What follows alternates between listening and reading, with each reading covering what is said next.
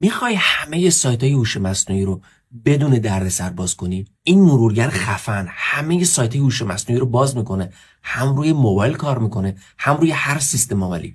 بریم یادتون اومده. فقط کافی برید داخل گوگل تایپ کنید دانلود اپرا براوزر. هم برای موبایل داره هم سیستم عاملی. روی خود گزینه اپرا براوزر بزنید. برای اندروید، آی او اس، ویندوز و مک به راحتی میتونید دانلود کنید و نصبش کنید. حالا اپلیکیشن یا نرم افزار اپرا رو باز کنید. اون بالا سمت چپ اگه گزینه وی پی ان نمیبینید بریم فعالش کنیم. سمت راستی همبرگر منو داره. روش بزنید، اسکرول کنید پایین نوشته پرایوسی اند سکیوریتی. سومین گزینه وی پی ان اینیبل رو بزنید. حالا فقط کافیه تیک وی پی ان رو فعال کنید. این سه تا گزینه پایینش هم فعال کنید که هر وقت باز کردید اتوماتیک وی پی انش شروع کنه به کار کردن.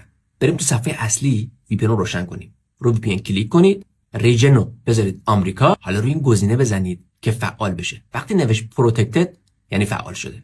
حالا تستش کنیم با سایتی که همه مشکل دارن، aistudio.google.com. ببین چقدر سریع باز شد. روی ایمیج ادیتینگ هم بزنید به راحتی میتونید داخل و ازش استفاده کنید. مخلص.